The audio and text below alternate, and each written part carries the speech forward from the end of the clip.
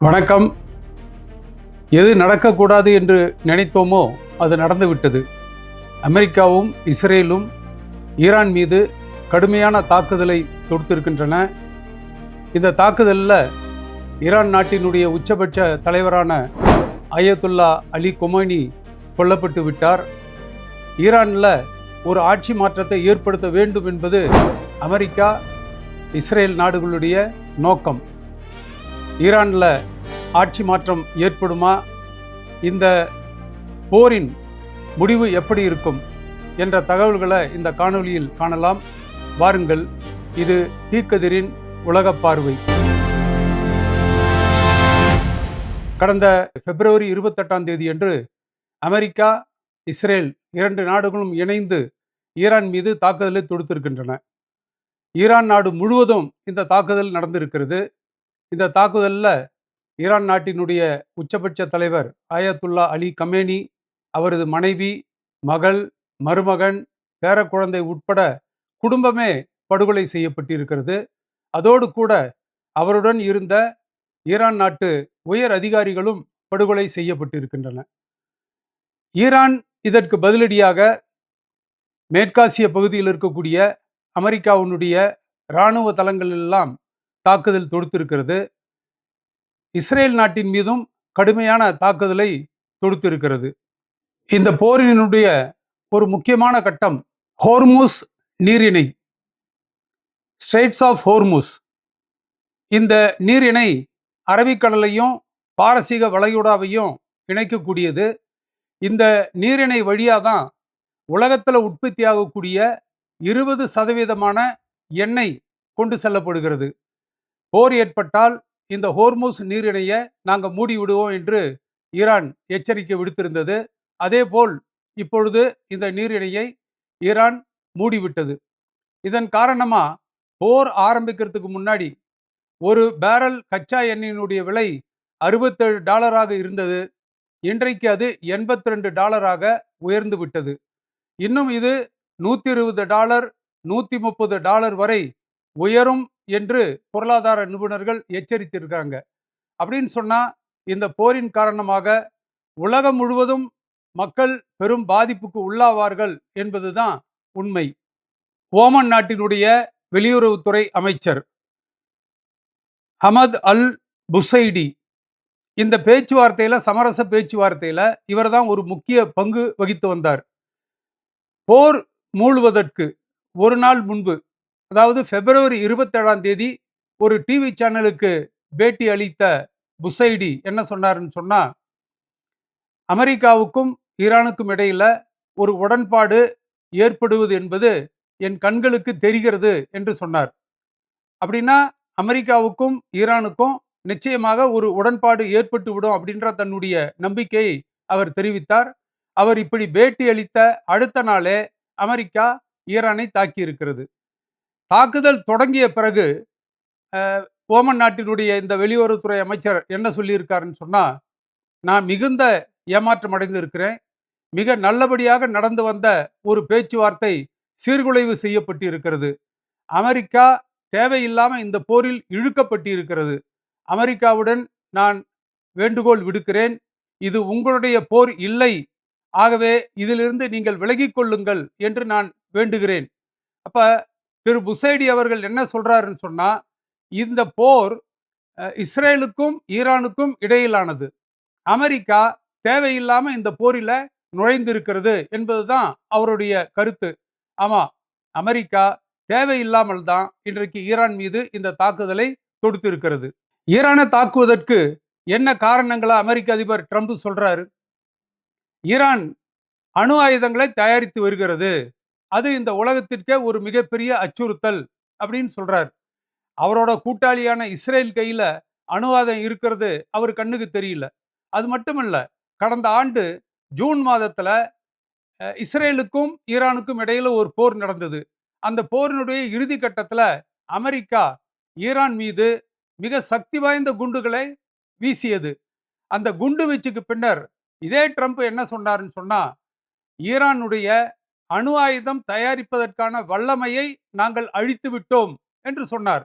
அப்ப கடந்த ஆண்டு ஜூன் மாதம் அணு ஆயுதம் தயாரிப்பதற்கான ஈரானுடைய வல்லமையை அமெரிக்கா அழித்து விட்டது என்று சொன்னால், இப்பொழுது ஈரானை தாக்குவதற்கு என்ன காரணம்? ஆகவே அமெரிக்கா ஈரானை தாக்குவதற்கு ஏதாவது ஒரு பொய்யான காரணத்தை தேடி அலைகிறது என்பதுதான் உண்மை. ஈரானிய மக்களுக்கு ட்ரம்ப் விடுத்திருக்கக்கூடிய அந்த வேண்டுகோளிலிருந்தே அவருடைய உண்மை நோக்கம் புரிகிறது. இந்த தாக்குதல் மூலம் உங்களுக்கு ஒரு அரிய வாய்ப்பு கிடைத்திருக்கிறது. பல தலைமுறைகளுக்கு கிடைக்காத ஒரு வாய்ப்பு உங்களுக்கு கிடைத்திருக்கிறது. எந்த அமெரிக்க அதிபரும் செய்ய துணியாத காரியத்தை நான் செய்திருக்கிறேன். அதாவது ஈரான் மீது நடத்தக்கூடிய தாக்குதலை இப்படிதான் அவர் வர்ணிக்கிறார். அமெரிக்காவினுடைய எந்த அதிபரும் செய்ய துணியாத காரியத்தை நான் செய்திருக்கிறேன். இந்த வாய்ப்பை பயன்படுத்தி உங்களுடைய அரசாங்கத்தை தூக்கி எறியுங்கள் என்று ட்ரம்ப் வேண்டுகோள் விடுத்திருக்கிறார். நேத்தன்யாகுவும் இன்றைக்கு இந்த போரை பயன்படுத்தி நீங்கள் உங்கள் அரசாங்கத்தை தூக்கி எறிந்து விடுங்கள் என்று ஈரானிய மக்களுக்கு வேண்டுகோள் விடுத்திருக்கிறார். அப்ப இவர்களுடைய நோக்கம் என்னவென்று சொன்னால், ஈரானிய அரசாங்கத்தை கவிழ்ப்பது, அங்கு ஒரு ஆட்சி மாற்றத்தை, ரெஜிம் சேஞ்ச் என்று சொல்கிறார்களே, அப்படி ஒரு ஆட்சி மாற்றத்தை ஏற்படுத்துவதுதான் அமெரிக்காவினுடைய உண்மையான நோக்கம். இதே ஈரான்ல 1953 மக்களால் தேர்ந்தெடுக்கப்பட்ட ஈரானின் பிரதமர் மொஹமட் மொசாடெக் அவருடைய ஆட்சியை அமெரிக்காவினுடைய உளவு ஸ்தாபனமான CIA கவிழ்த்தது. ஏன் அவரை கவிழ்த்தது என்று சொன்னால், பதவி ஏற்றவுடன் ஈரானுடைய எண்ணெய் வயல்களை எல்லாம், எண்ணெய் வளங்களை எல்லாம் நாட்டுடைமையாக்கிட்டார், தேசியமயமாக்கிட்டார். அதற்கு பிறகு அமெரிக்கா உள்ளிட்ட மேல்நாட்டு பெருமுதலாளிகள் ஈரான் நாட்டினுடைய செல்வ வளத்தை கொள்ளையடிக்க முடியவில்லை. ஆகவேதான் அன்றைக்கு CIA அந்த அரசாங்கத்தை, மக்களால் தேர்ந்தெடுக்கப்பட்ட அரசாங்கத்தை கவிழ்த்தது. மொசாடெக் கவிழ்க்கப்பட்ட பிறகு அந்த நாட்டில் ஷா என்ற மன்னருடைய ஆட்சி மீண்டும் ஏற்படுத்தப்பட்டது. இந்த ஷா பேலவி என்ற அந்த ஈரானுடைய மன்னர் 1979 வரை ஆட்சியில் இருந்தார். அவர் ஆட்சியில் இருந்த வரைக்கும் அமெரிக்க மற்றும் ஐரோப்பிய நாடுகளில் இருக்கக்கூடிய பெரும் முதலாளிகள், பெரும் எண்ணெய் நிறுவனங்கள் ஈரான் நாட்டினுடைய எண்ணெய் வளத்தை கொள்ளையடிப்பதற்கு அவர் உடந்தையாக இருந்தார்.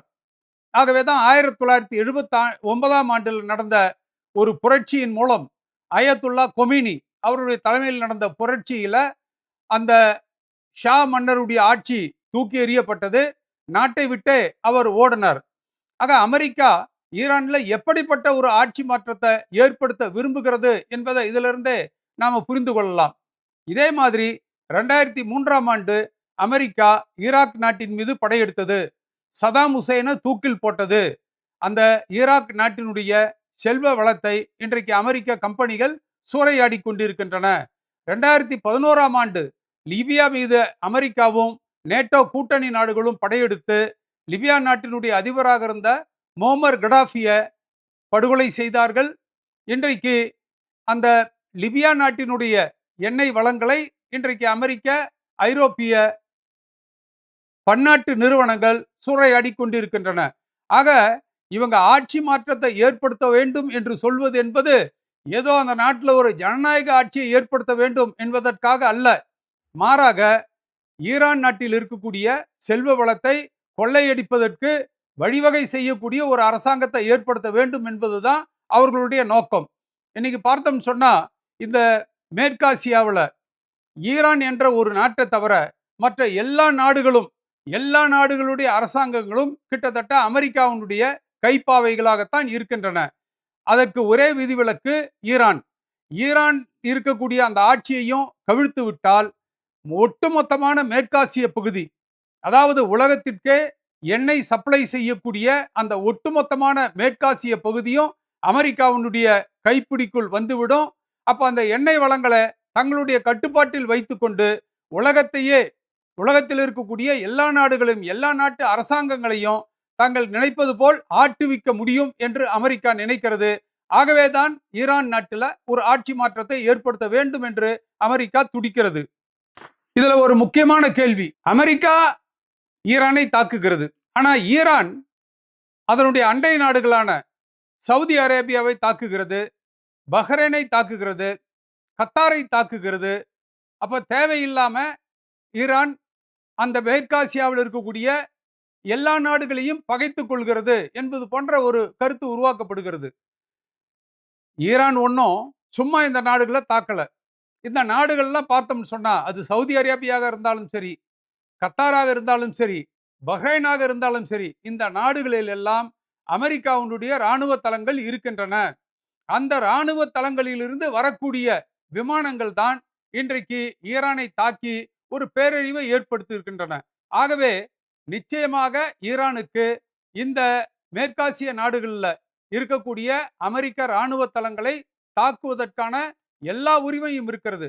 இன்னும் சொல்ல போனா ஐக்கிய நாடுகள் சபையினுடைய சாசனம் பிரிவு 51 article 51 of the united nations charter என்ன சொல்லுகிறதுன்னு சொன்னா, ஐநா சபையில் இருக்கக்கூடிய ஒரு உறுப்பு நாடு தன்னை தற்காத்துக் கொள்வதற்காக தன் மீது ஆயுதம் தாங்கிய தாக்குதல் நடக்கும் பொழுது தன்னை தற்காத்துக் கொள்வதற்கான அனைத்து விதமான உரிமைகளும் இருக்கிறது என்று ஐநா சபையினுடைய சாசனமே குறிப்பிடுகிறது. Article 51 of the UN charter, self defence is an inherent right of an armed attack occurs if an armed attack occurs.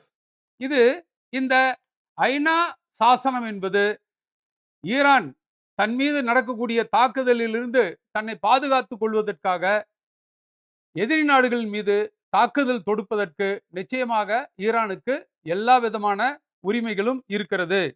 இப்போ இன்னொரு கேள்வி, அமெரிக்கா நினைப்பது போன்று ஈரான்ல ஆட்சி மாற்றம் வருமா? நிச்சயமா வராது. இந்த அயத்துல்லா அலி கமேனி அவர் இறப்பதற்கு முன்னால் அவருக்கு 86 வயசு. நிச்சயமாக அமெரிக்காவால் தான் கொல்லப்படுவோம் என்று அவருக்கு நன்றாக தெரிந்திருக்கிறது. ஆகவேதான் அவர் உயிராக இருந்த பொழுதே தனக்கு அடுத்ததாக யார் தலைமைக்கு வர வேண்டும் என்று அவர் தேர்ந்தெடுத்து விட்டார். தனக்கு அடுத்ததாக தலைமைக்கு வர வேண்டியவர் மட்டுமல்ல, அவருக்கு அடுத்ததாக யார், அவருக்கு அடுத்ததாக யார், அவருக்கும் அடுத்ததாக யார், இப்படி ஒரு 4 அடுத்தடுத்து தலைமை பதவிக்கு வரக்கூடிய 4 நபர்களை அவர் ஏற்கனவே அடையாளம் கண்டு அதை அறிவித்தும் இருக்கிறார். ஆகவேதான் அமெரிக்கா நினைப்பது போன்று அலி கமேனியை படுகொலை செய்துவிட்டால் ஈரானில் இருக்கக்கூடிய அரசாங்கம் கவிழ்ந்துவிடும் என்று அவர் நினைக்க மாதிரி இல்லை.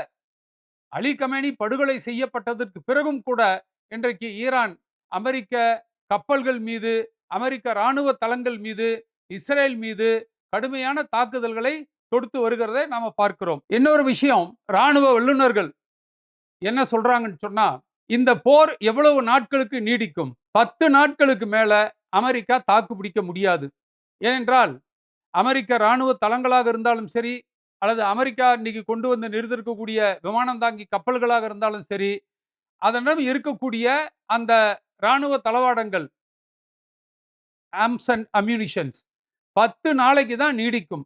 அப்ப 10 நாளைக்கு மேல அமெரிக்கா கிட்ட இருக்கக்கூடிய அந்த ஆயுதங்கள் தீர்ந்து போயிடும், நீடிக்காது. அப்படின்னு சொன்னா 10 நாளைக்கு நிச்சயமாக ஈரான் தாக்கு பிடிக்கும். ஆகவே அமெரிக்கா நினைக்கிற மாதிரி ஒரு 10 நாட்களுக்குள்ள ஈரான்ல ஒரு ஆட்சி மாற்றத்தை ஏற்படுத்த முடியாது. அப்ப இந்த போர்ல யார் ஜெயிப்பாங்க என்ற ஒரு கேள்வி எழுகிறது. நிச்சயமாக ஈரானுக்கு கடுமையான சேதங்கள் வரும். ஏன்னா அமெரிக்கா எப்படிப்பட்ட இராணுவ தொழில்நுட்பம் வைத்திருக்கிறதுன்றதெல்லாம் நமக்கு தெரியும். ஈரானுக்கு நிச்சயமாக ஒரு கடுமையான சேதத்தை அமெரிக்கா, இஸ்ரேலிய படைகள் ஏற்படுத்தும். ஆனா அதே சமயத்துல ஈரான் சும்மா இருக்காது. அமெரிக்காவுக்கும் இஸ்ரேலுக்கும் அல்லது அமெரிக்காவை ஆதரிக்கக்கூடிய மேற்காசியாவில் இருக்கக்கூடிய அந்த நாடுகளுக்கும் ஒரு கடுமையான பாதிப்பை ஈரான் ஏற்படுத்தும் என்பது உறுதி. இதுல இன்னொரு விஷயம், ஜெர்மனி, பிரிட்டன், பிரான்ஸ் போன்ற நாடுகள் எல்லாம் இந்த போர்ல ஈரானுக்கு எதிராக போரிடுவதற்கு நாங்கள் தயார் என்று அறிவித்திருக்கின்றன. இப்போ அமெரிக்காவுக்கும் ஈரானுக்கும் இடையில சண்டை நடக்குது. ஈரானுக்கும் இஸ்ரேலுக்கும் ஏற்கனவே பகைமை இருக்கிறது.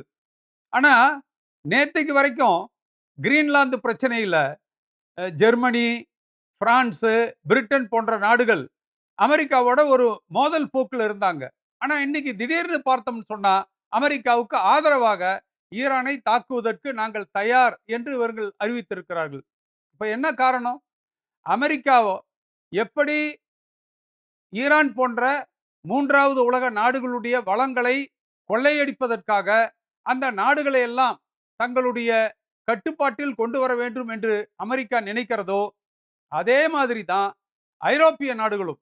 இந்த விஷயத்துல நவீன காலனி ஆதிக்கத்தை பொறுத்த வரையில அமெரிக்காவுக்கும், ஐரோப்பிய நாடுகளுக்கும், ஐரோப்பியர் இருக்கக்கூடிய அந்த முதலாளித்துவ நாடுகளுக்கும் இடையில பெருசா வித்தியாசம் கிடையாது. 3வது உலக நாடுகளுடைய வளங்களை எல்லாம் கொள்ளையடிக்க வேண்டும்.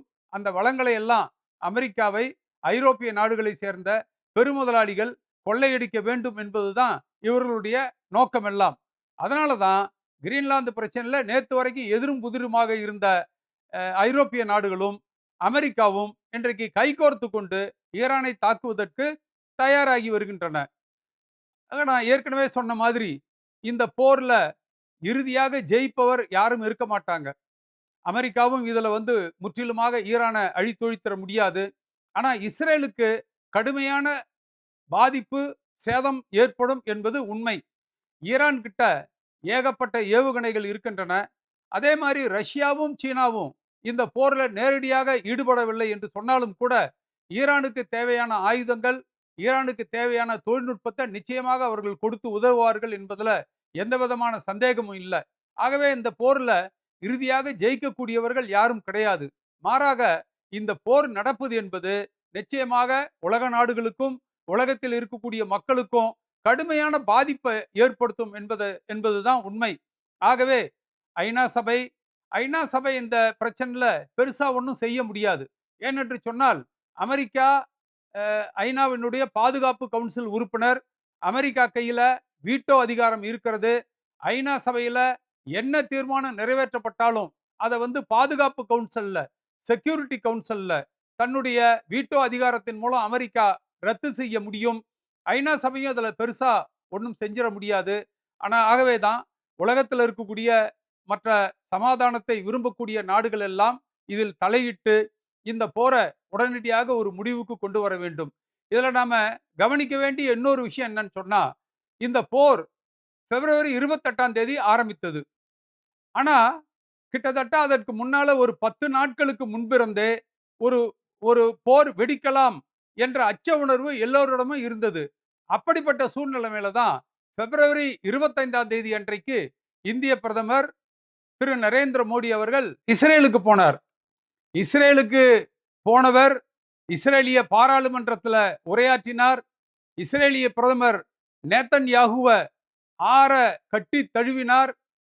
அது சமாதானத்தை விரும்பக்கூடிய நாடுகளுக்கு ஒரு தவறான செய்தியை கொடுத்தது. அதாவது இஸ்ரேலிய அரசாங்கம் ஒரு ஒரு ஒரு வெறி பிடித்த ஒரு அரசாங்கம்.